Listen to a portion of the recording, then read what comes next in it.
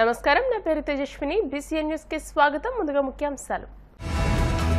జనసేన అధినేత పవన్ కళ్యాణ్ పై సీఎం జగన్ సెటైర్లు. చంద్రబాబు చేతిలో కీలుబొమ్మ అంటూ తీవ్ర వ్యాఖ్యలు. కర్నూలు జిల్లా ఆలూరులో ఉత్సాహంగా ప్రజాగళం బహిరంగ సభ. మాదిగల వర్గీకరణకు కృషి చేస్తానంటూ చంద్రబాబు హామీ. మాజీ మంత్రి పేర్ని నానిపై టీడీపీ నేత కొల్లు రవీంద్ర విమర్శల దాడి. చంద్రబాబును విమర్శించే స్థాయి నానికి లేదంటూ మండిపాటు. వాడపల్లి వెంకటేశ్వర స్వామికి ప్రత్యేక పూజలు. విశేష సంఖ్యలో హాజరైన స్వామిని దర్శించుకున్న భక్తులు. జనసేన అధినేత పవన్ కళ్యాణ్ పై సీఎం జగన్ తనదైన శైలిలో సెటైర్లు వేశారు. చంద్రబాబు ఏం చెబితే దానికి జిందాబాద్ కొట్టేలా దత్తపుత్రుడి పరిస్థితి తయారైందని ఎద్దేవా చేశారు. కాకినాడలో జరిగిన మేమంతా సిద్ధం బహిరంగ సభలో కూటమి పవన్ పై సంచలన వ్యాఖ్యలు చేశారు. పవన్ ఓ ప్యాకేజీ స్టార్ అంటూనే 3 పెళ్లిళ్లపై సంచలన వ్యాఖ్యలు చేశారు. వ్యక్తిత్వం ఉన్న పార్టీలు కలిస్తే ఏర్పడిన కూటమి కాదని, చంద్రబాబు తన మనుషులను పంపితేనే ఆ కూటమి ఏర్పడిందన్నారు. పవన్ ఎప్పటికీ చంద్రబాబు మనిషి అని, ఆయన ఎక్కడ పోటీ చేయాలో టీడీపీ నిర్ణయిస్తుందని అన్నారు.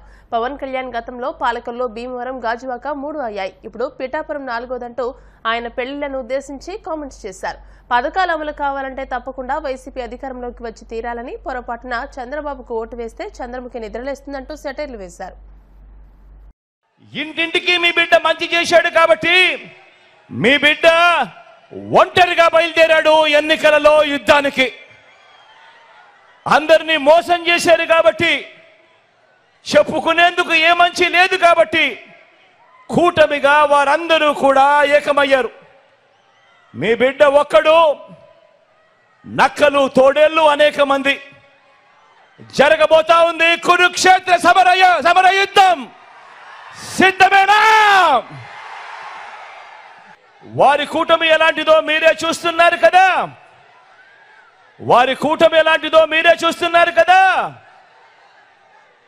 ఆ కూటమిలో అది వ్యక్తిత్వం ఉన్న పార్టీలు కలిస్తే ఏర్పడిన కూటమి కాదు. అది మిగతా పార్టీల్లోకి చంద్రబాబు తన మనుషులను పంపితే ఏర్పడిన కూటమి. అది దత్తపుత్రుడు టికెట్లు ఇస్తే ఏర్పడిన కూటమి కాదు.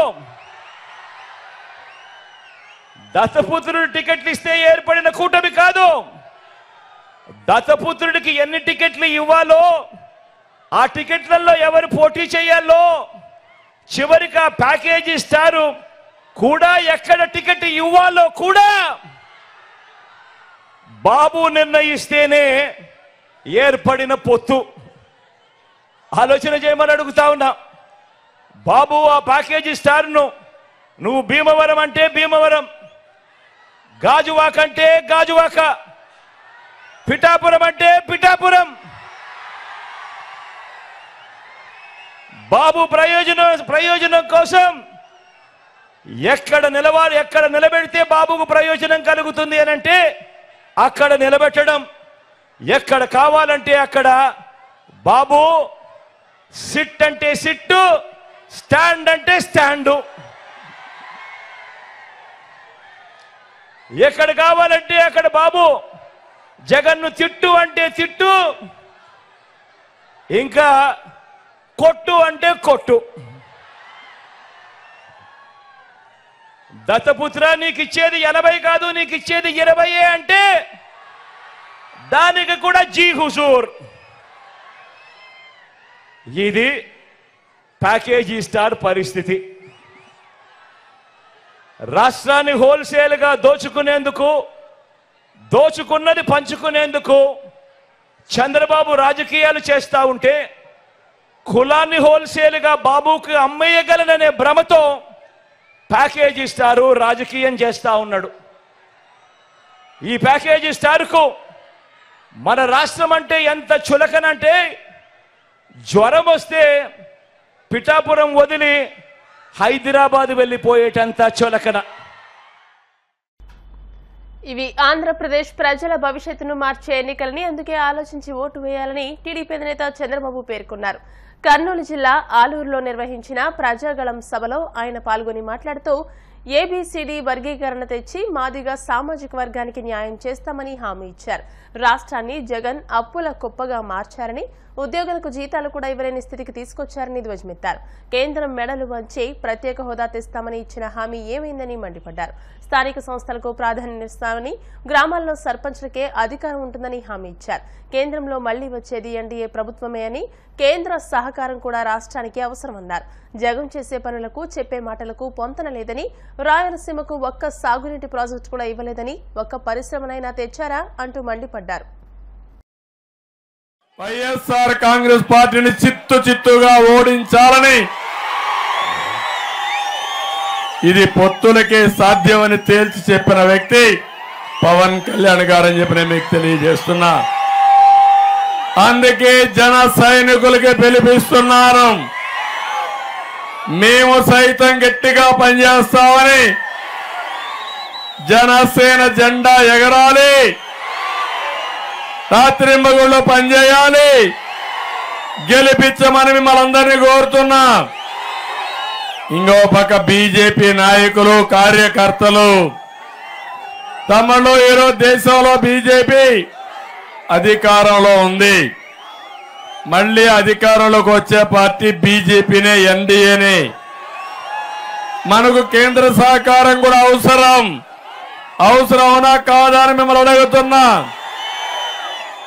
అందుకే తెలుగుదేశం, జనసేన, బీజేపీ కలిసి జట్టుగా మీ దగ్గరికి వచ్చాం. ఈ సందర్భంగా మా మైనారిటీ సోదరులందరికీ విజ్ఞప్తి చేస్తున్నా. 95-2004లో తెలుగుదేశం పార్టీ ఎన్డీఏలో ఉంది. అదే మరిగా 2014-19లో ఉన్నాం. ఒకటే విజ్ఞప్తి, ఎప్పుడు కూడా మైనారిటీ సోదరులకి, ముస్లింలకు న్యాయం చేసిన పార్టీ తెలుగుదేశం పార్టీ. మళ్ళీ న్యాయం చేయబోయే పార్టీ తెలుగుదేశం పార్టీ. ఈరోజు జగన్మోహన్ రెడ్డి 5 సంవత్సరాలు మీరు ఓట్లేసి ఢిల్లీకి పోయి ఆయన సొంత పనులు, కేసుల మీద పైరువిలు చేసుకున్నాడు తప్ప మీకు అరగబెట్టింది ఏమీ లేదు. ఈరోజు మేము పొత్తు పెట్టుకునండి. రాష్ట్రం 13 లక్షల కోట్ల రూపాయల అప్పుంది. ఇంకో పక్క జీతాలు ఇవ్వలేని పరిస్థితి. అందుకే ఆ కేంద్రం సపోర్ట్ ఉంటే ఈ పిల్లల భవిష్యత్తు బంగారు భవిష్యత్తు చేయొచ్చు. అందుకని అందరం కలిసి వచ్చామని మీ అందరికీ విజ్ఞప్తి చేస్తున్నా. అధికారం అనేది ప్రజలకు సేవ చేసే అవకాశం, ఒక జవాబుదారీతనం ఉండాలి. కానీ జగన్మోహన్ రెడ్డికి అహంకారం, అధికారం నెత్తినెక్కి అహంకారంతో విర్రవీగుతున్న వ్యక్తి జగన్మోహన్ రెడ్డి. అందుకే ఈ ఆలూరులో చెప్తున్నా, జగన్మోహన్ రెడ్డి పేరు మార్చి ఇక మీద జగన్ రెడ్డిగా నామకరణం చేస్తున్నా. సాధారణ ఎన్నికలను పురస్కరించుకుని ఓటర్లను ప్రభావితం చేయకుండా చర్యలు చేపట్టాలని కాకినాడ పార్లమెంట్ నియోజకవర్గ వ్యయ పరిశీలకులు సాదిక్ అహ్మద్ అన్నారు. శుక్రవారం కలెక్టరేట్లో కాకినాడ పార్లమెంట్ నియోజకవర్గ వ్యయ పరిశీలకులు సాదిక్ అహ్మద్, తుని, పత్తిపాడు, పిఠాపురం, కాకినాడ రూరల్ నియోజకవర్గాల వ్యయ పరిశీలకులు యోగేష్ కుమార్, పెద్దాపురం, కాకినాడ పట్టణం, జగంపేట నియోజకవర్గాల వ్యయ పరిశీలకులు ఏ ఆసిఫ్ బృందం, transport, lead bank, excise, police, commercial tax, postal, coast guard, income tax తదితర శాఖల అధికారులతో ఎన్నికల సన్నద్దతలపై సమావేశం నిర్వహించారు. ఈ సందర్భంగా సాదిక్ అహ్మద్ మాట్లాడుతూ, సాధారణ ఎన్నికలు 2024కు సంబంధించి కాకినాడ జిల్లాలో పార్లమెంట్, శాసనసభ ఎన్నికలను ప్రశాంత వాతావరణంలో జరిగేలా చూడాలన్నారు. నగదు, మద్యం, ఇతర వస్తువులతో ఓటర్లను ప్రభావితం చేయకుండా పటిష్ట నిఘా ఏర్పాటు చేయాలన్నారు. బ్యాంకుల్లో అనుమానాస్పదంగా జరిగే లావాదేవీలు, బదిలీలపై అధికారులు దృష్టి సారించాలన్నారు. మద్యం అక్రమంగా తరలించకుండా చెక్పోస్టుల వద్ద క్షుణ్ణంగా తనిఖీలు నిర్వహించాలని ఆయన తెలియజేశారు. కాకినాడ రూరల్ నియోజకవర్గ ఎమ్మెల్యే అభ్యర్థిగా కూటమి సభ్యులు పంతం నానాజీ తన నామినేషన్ను దాఖలు చేశారు. ముందుగా రూరల్ జనసేన పార్టీ కార్యాలయం నుంచి పంతం నానాజీ, టీడీపీ రూరల్ కోఆర్డినేటర్ పిల్లి అనంతలక్ష్మి సత్యనారాయణమూర్తి, కటకంశెట్టి వెంకట ప్రభాకర్, బీజేపీ నాయకులు చిలుకూరి రామ్కుమార్, సినీ నటులు పృథ్వీ, టీడీపీ జనసేన బీజేపీ నాయకులతో భారీ ర్యాలీగా బయలుదేరి సర్పవరం జంక్షన్ మీదుగా ఎన్నికల రిటర్నింగ్ అధికారి కార్యాలయానికి చేరుకుని నామినేషన్ దాఖలు చేశారు. ఈ సందర్భంగా పంతం నానాజీ మాట్లాడుతూ వైసీపీ పాలనలో ప్రజలు విసిగిపోయారని, కూటమి మేనిఫెస్టోతో పాటు టీడీపీ బీజేపీ నాయకుల సలహాలతో రూరల్ నియోజకవర్గ లోకల్ మేనిఫెస్టో తయారు చేసి అమలు చేస్తామని తెలియజేశారు. ఇంటింటికి ఎన్నికల ప్రచారంలో ప్రజల వద్దకు తీసుకొచ్చిన సమస్యలను పరిష్కరిస్తామని హామీ ఇచ్చారు. అనంతరం పిల్లి సత్యనారాయణమూర్తి మాట్లాడుతూ కూటమి విజయానికి టీడీపీ బీజేపీ నాయకులు పంతం నానాజీ విజయానికి కృషి చేయాలని కోరారు. అందరికీ నమస్కారం. ఈరోజు తెలుగుదేశం, జనసేన, భారతీయ జనతా పార్టీ యొక్క ఉమ్మడి అభ్యర్థిగా నేను కాకినాడ రూరల్ నామినేషన్ వేయడం జరిగింది. దానికి పెద్ద ఎత్తున ఈ మూడు పార్టీలకు చెందినటువంటి కేడరే కాకుండా ప్రజలు, సామాన్య ప్రజలు, సాధారణంగా రాజకీయ పార్టీలకు చెందిన నాయకులు వస్తారు, రాజకీయ పార్టీలకు చెందిన కార్యకర్తలు వస్తుంటారు మనం ఎప్పుడన్నా నామినేషన్ వేస్తే. కానీ ఈసారి సామాన్య ప్రజలు భారీ ఎత్తున ఈ నామినేషన్లో పాల్గొనడం జరిగింది. ఈ నామినేషన్ మాకు సగం విజయంగా ఇవ్వాలనిపిస్తూ ఉంది. ఎందుకు ఇంత పెద్ద ఎత్తున సామాన్య ప్రజలు బయటకు వచ్చారు అంటే దాని అర్థం ఈ ప్రభుత్వాన్ని మార్చిపోతా ఉన్నారు అర్థం చాలా క్లియర్గా కనపడుతూ ఉంది. ఎందుకంటే చాలా విసుగుపోయి ఉన్నారు ఈ ప్రభుత్వం మీద ప్రతి ఒక్కరు. ఆ విసుగుదలంతా ఇవాళ మా యొక్క ఊరేగింపులో రావడం జరిగింది. కాబట్టి ఖచ్చితంగా రేపు మేము కాకినాడ రూరల్ ఉమ్మడి అభ్యర్థిగా నేను పడతా ఉన్నాను. పిల్లి సత్యబాబు గారు, అనంతలక్ష్మి గారు, అలాగే దాసు గారు, బాబీ గారు, వెంకటేశ్వర గారు, మా జిల్లా అధ్యక్షులు ఉత్తమల్ బాబు గారు, వీరందరి యొక్క సహకారంతో నేను ముందుకు వెళ్ళబోతా ఉన్నాను.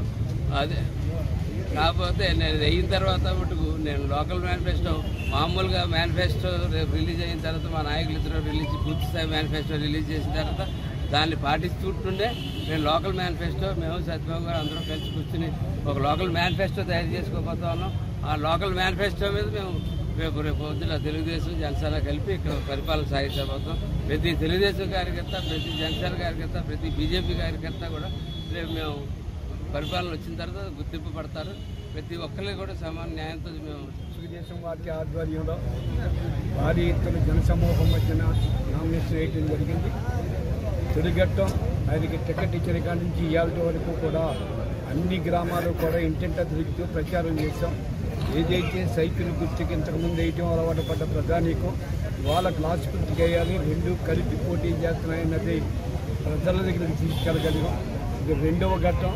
ఇక్కడి నుంచి ఓట్ ట్రాన్స్పరెంటేషన్ ఎలా చేయాలి, బూత్ మేనేజ్మెంట్ ఎలా చేయాలని 20 రోజులు మా కార్యక్రమం చేస్తూ భవిష్యత్తులో ఏ విధమైన ఒడిదుడుకులు వచ్చినా, ఎన్ని రకాల అడ్డంకులు వచ్చినా గెలిపే ధ్యేయంగా పనిచేయాలని మా తెలుగుదేశం పార్టీ కార్యకర్తలు కానీ, బీజేపీ కార్యకర్తలు కానీ, జనసైనికులు కానీ పిలుపునివ్వడం జరుగుతూ ఉంది. ఇప్పుడు కాసేపు ప్రకటనలు.